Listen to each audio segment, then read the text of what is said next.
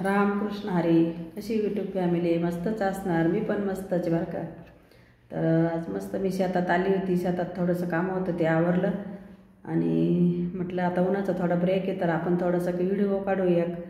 तर व्हिडिओ टाकायचं कारण असं आहे की मी आता मागं 2-3 दिवसापूर्वी एक व्हिडिओ टाकला त्या इंदिरेकर महाराजांच्या याच्यावरून.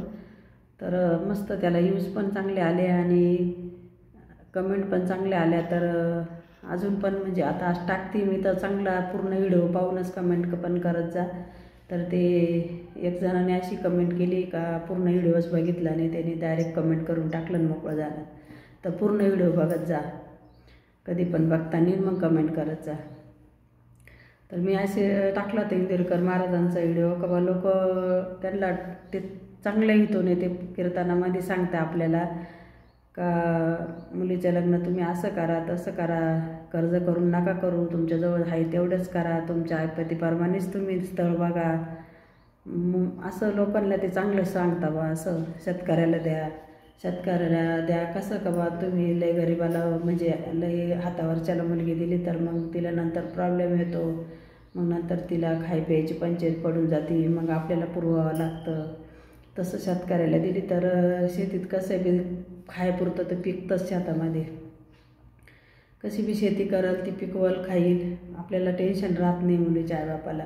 आणि तुम्ही जर नुसतं मुलीला नोकरीवालाच पाहायचं जर म्हटलं तर नोकरीचं आज असं आहे, नोकरी आहे तर खूप चांगलं नाही तर काहीच नाही नोकरी कामाची.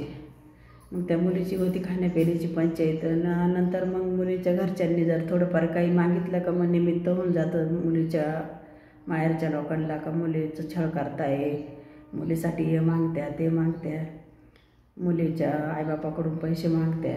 तर मग असं गैरसमज होतो आहे सगळा. तर त्याच्यामुळं ती म्हणत्या बा शेतकऱ्याला मुली द्यायला तुम्हाला काय झालं बा, द्यायच्या शेतकऱ्याला पण द्यायला पाहिजे. हल्ली आता लोक शेतकऱ्याला मुली द्यायला नकोच म्हणते, त्याच्यामुळं बोलते ते.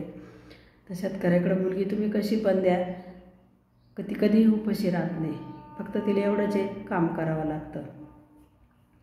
तर त्याच्यावरून ते इंदिरेकर महाराज बोलायचे, त्यांना इतकं लोकांनी टॉर्चर केलं, इतके व्हिडिओ टाकू राहिले, इतके कोणी काय बोलू राहिलं. तर असं बोलतात त्यांच्या स्वतःच्या मुलीचं कसं एवढा प्रॉपर्टीवाला पाहिला, स्वतःच्या मुलीला कसं तसा पाहिला, कसा साखरपुडा केला, एवढं लोक कसे बोलवले तर आज ते एवढे फिरताय म्हटलं त्यांना आजूबाजूचे त्यांच्या गावाजवळच्या तर लोकांना बोलावं लागणारच. जेवढ्या लोकांमध्ये वागा त्या फिरत्या त्यांना बोलावं लागणारच. आणि बोलवलं तर काय बिघडलं, त्यांनी काय केलं, अन्नदानच केलं असेल ना, हाही त्यांच्याजवळ म्हणून केलं. त्यांच्याजवळ नसतं तर त्यांनी कुठून अन्नदान केलं असतं, नसतं केलं त्यांनी थोडक्यातच आवडलं असतं. पण हाही त्यांच्याजवळ ते कमावता, रात्रंदिवस कष्ट करता, 3-3, 4-4 कीर्तनं करता, लोकांसाठी लोकांचं मनोरंजन होतं, त्यांचं पोट भरतं, त्याच्यावर 2 पैसे त्यांचे मागं राहत्या. तिथं त्यांनी गोशाळा काढले, वृद्ध आश्रम काढले, शाळाचे गरीब मुलांची शाळा काढले, त्याच्यासाठी ते कमावते.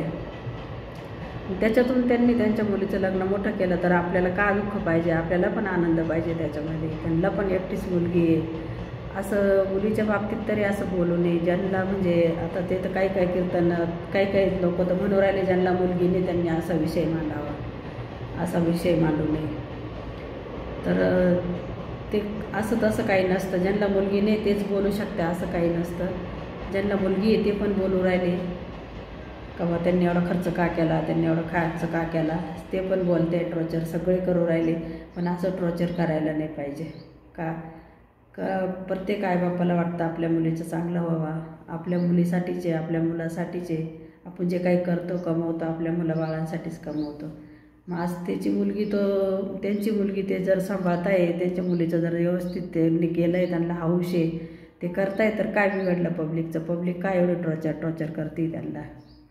काय बिघडलं? काय केलं त्यांनी एकदम सर्वसाधारण साखरपुडा केला, कोणाला नाही खुर्ची बसायला नाही, काही सगळ्यांना समान खाली बसवेले. जे वयोवृद्ध लोक आहे त्यांना फक्त बसायला ठेवलेलं आहे. आणि काय केलेलं त्यांच्या मुलीने कुठलाही मेकअप केलेला नाही, साधा सिंपल मेकअप करेल एकदम. साखरपुड्यामध्ये कुठलाही मेकअप केला नाही. काही पण आपलं टॉर्चर करताय लोक वेड्यासारखे, काही बोलते. कशाला बोलावं कोणाच्या मुलीबद्दल? असं कधीही बोलू नये. आपल्याला त्यांचं काही चुकीचं दिसलं असतं मग तुम्ही बोला ना, त्यांनी काही लोकांकडून पैसे गोळा करून साखरपुडा एवढा मोठा केला का? मग तुम्ही बोला ना का बा तुमच्याजवळ नाही तर तुम्ही काय एवढा मोठा साखरपुडा करताय म्हणून. लोकांना ज्ञान शिकवते मग तुम्ही काय एवढा मोठा केला असं तुम्ही बोलू शकता. पण त्यांच्याजवळ आहे ना, त्यांनी कमवलं, त्यांचे ते खर्च करताय आणि त्यांनी वाटपट काही कुठंही खर्च केलेलं नाही. 4 लोकांना खाऊ घातलं तर काय बिघडलं? अन्नदानच झालं का नाही ते एक. कुठंही काही त्यांनी चुकीचा खर्च केला नाही. त्यांनी त्याच्या रिकामट्या टेबलन खुर्च्या सत्करण भानगडी केल्यापेक्षा त्यांनी काही कवत नाही, फुलने फुलाची पाकळी पूरग्रस्त लोकांना पण दिली. तर मग त्याच्यातच आपण गोड मानून घ्यायचं ना. कशाला एवढं टोचर करता? इतके लोक येड्यासारखे टोचर करून राहिले आणि संपूर्ण व्हिडिओ पण पाहती नाही आणि मध्येच कमेंट करून मोकळे होते. माझं जे मी पहिले व्हिडिओ टाकला होता तो पण मी सेम असाच टाकलेला आहे, तरी लोक काय एक जणाने अशीच कमेंट केलेली त्याच्यामध्ये. मला